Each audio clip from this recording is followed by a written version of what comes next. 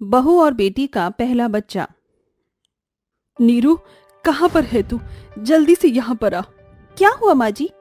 अरे, बहुत अच्छी खुशखबरी है। तुझे पता है, मेरी बेटी गर्भवती है। नहीं माँ जी, मुझे तो बस अभी आपने ही बताया है। चलो, ये तो बहुत अच्छी बात है। देख बहू, मैंने अपना सामान पैक कर लिया है। मैं नहीं चाहती कि मेरी बेटी की देखरेख उसके ससुराल में हो।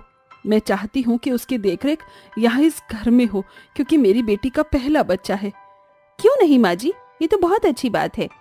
अच्छा बहू, ठीक है, मैं अब उसे लेने के लिए जा रही हूँ।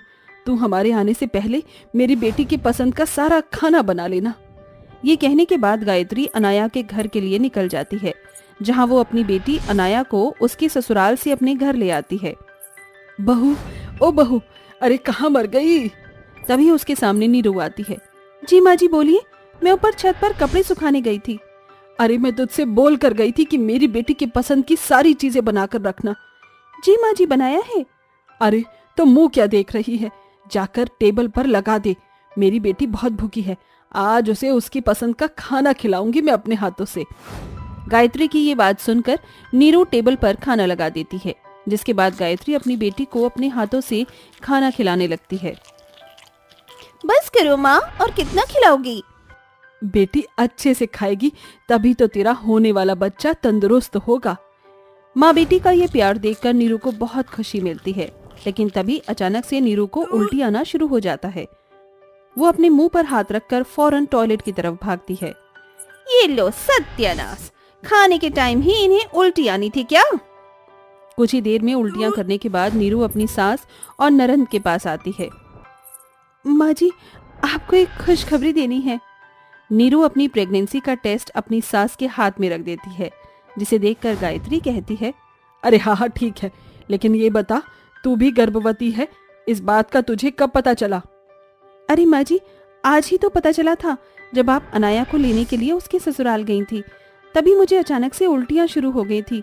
उसके बाद मैंने टेस्ट किया तो टेस्ट पॉजिटिव आया। ये सुनने के बाद गायत्री को ज्यादा खुशी नहीं मिलती।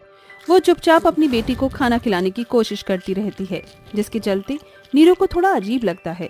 शाम को जब अजय ऑफिस से वापस आता है तो नीरू अपने पति से कहती है, अरे आप आ गए, मैं आपका ही इंतजार कर रही थी। लाइए अपना बैग मुझे दे दीजिए, मैं रख देती हूँ।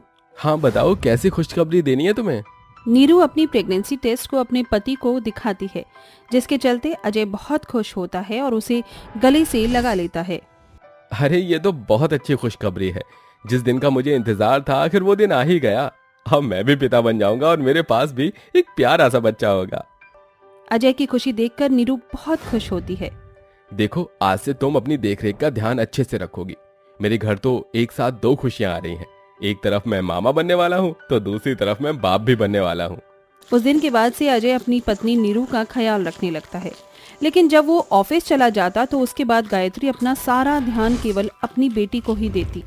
बहू, तू यहाँ बैठी हुई क्या कर रही है? जब देखो आराम करती रहती है। जा, जल्दी से जा और मेरी बेटी अनाया के लिए दूध गर्म कर कर ले आ। माँ जी, अनाया ने तो सुबह अपने हिस्से का दूध पी लिया था। अब तो किचन में मेरे हिस्से का दूध रखा है। अगर वो भी मैं दे दूंगी तो मैं क्या पीऊंगी? देख, मेरे साथ ज्यादा बहसबाजी करने की जरूरत नहीं है। ये मेरी बेटी का पहला बच्चा है और इस समय उसका ध्यान रखना बहुत जरूरी है। बच्चा तो मेरा भी पहला ही है माँ जी, फिर आप मेरे लिए ये सब क्यों नहीं सोचती हो? आहा, देखो तो सही कितनी जुबान चला रही है मेरे साथ। अरे, इतनी जुबान चलाने से अच्छा है कि तू थोड़ा काम करा कर। जा, चुपचाप जाकर रसोई से गर्म दूध लेकर आ। गायत्री के कहने पर बेचारी नीरू रसोई में जाती है और रसोई से दूध गर्म करके तभी अनाया अपनी भाभी से कहती है, देखो, मेरे कमरे में बार बार मत आया करो। मैं नहीं चाहती कि मेरे बच्चे पर तुम्हारा जरा भी असर पड़े। ननन जी, मैं तो आपको केवल दूध देने आई थी। अरे तो अब क्या गिलास मेरे सर पर लेकर ही खड़ी रहोगी? यहाँ पर रखो और चलती बनो। अपनी ननद की ऐसी बात सुनकर बेचारी नीरू वहाँ पर दूध का गिलास रख देती है और वहाँ से चली जाती है, जिसके बाद वहाँ पर उसकी माँ आती है। हे भगवान, ये मेरा कमरा है या कोई धर्मशाला? जब देखो कोई ना कोई घुस जाता है। अरे माँ, अब आपको क्या चाहिए? बेटी, मैं तो बस यही देखने आई थी कि तू ठीक से रह तो रही है ना? कोई दिक्कत परेशानी तो नहीं है? हाँ, दिक्कत तो है माँ। जरा देखो तो इस कमरे में एक भी बच्चे की फोटो नहीं है। माँ, अगर आप इस कमरे में अच्छी अच्छी फोटो लगवा दोगी तो मेरा बच्चा भी उसी तरह सुंदर और प्यारा होगा। हाँ, अच्छा हुआ जो तूने मुझे याद दिला दिया। अब मैं फौरन इस कमरे में बच्चों की फोटो लगा देती हूँ। गायत्री ऐसा कहकर अपनी बेटी के कमरे में बहुत सारे प्यारे प्यारे बच्चों की फोटो लगा देती है। ऐसे ही कुछ दिन बीत जाते हैं और अनाया घर का एक भी काम नहीं करती और सारा दिन अपने कमरे में ही पड़ी रहती। एक दिन अचानक से उसे लीवर पेन शुरू हो जाता है। माँ, माँ कहाँ हो आप माँ? तभी गायत्री उसके पास आती है। क्या हुआ मेरी बेटी, क्यों चिल्ला रही है? लगता है मेरा समय आ गया है, मुझे हॉस्पिटल लेकर चलो। गायत्री अपनी बहू नीरू के साथ अपनी बेटी को हॉस्पिटल ले जाती है। उसकी डिलीवरी में काफी कॉम्प्लिकेशंस होते हैं।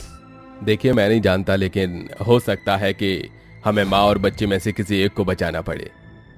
डॉक्टर साहब, बच्चा तो दोबारा भी हो जाएगा, लेकिन माँ बचनी चाहिए। बाकी आप कोशिश कीजिएगा कि आप दोनों को बचा सकें। अगर प्रेगनेंसी के दौरान थोड़ी एक्सरसाइज और घर के घरेलू काम भी ढंग से किए होते तो ये कॉम्प्लिकेशन नहीं होती। खैर, अब हम अपनी पूरी कोशिश करेंगे। ये कुछ डॉक्यूमेंट्स हैं, इस पर आपको साइन करने होंगे। गायत्री डॉक्यूमेंट पर साइन कर देती है। कुछ देर बाद डॉक्टर आते हैं। बेबी बहुत कमजोर है, इसलिए हमने उसे मशीन में रखा है। कुछ समय तक आपकी बेटी और बच्चे को हॉस्पिटल में ही एडमिट होना पड़ेगा। ये सुनकर गायत्री को अपनी गलती का एहसास होता है। ये सब मेरी ही गलती है। मैंने अपनी बेटी को एक काम तक नहीं करने दिया और तुम्हें नौकरानी की तरह उसके आगे पीछे भी दौड़ाया। शांत हो जाइए माँ जी, सब कुछ ठीक हो जाएगा। वो इतना कहती है कि तभी अचानक से उसे भी लेबर पेन शुरू हो जाता है। वहाँ की नर्स उसे ओपीडी में ले जाती हैं। थोड़ी देर बाद एक नर्स आकर गायत्री से कहती है, आपके लिए एक खुशखबरी है और एक बुरी खबर भी है। क्या हुआ? क्या मेरी बहू का बच्चा इस दुनिया में नहीं रहा? नहीं, आप गलत समझ रही हो। आपकी बेटी का बच्चा बहुत कमजोर था, जिसकी वजह से वो मशीन में भी जिंदा नहीं रह पाया। लेकिन आपकी बहू को ट्विंस हुए हैं, जिनमें एक लड़का है और एक लड़की है। ये सुनते ही गायत्री फुट फुट कर रोने लगती है, जिसके बाद वो अपनी बहू से मिलने जाती है। मेरी वजह से मेरी बेटी का पहला बच्चा जिंदा नहीं रहा। मैं अपने आप को कभी माफ नहीं कर पाऊंगी बहू।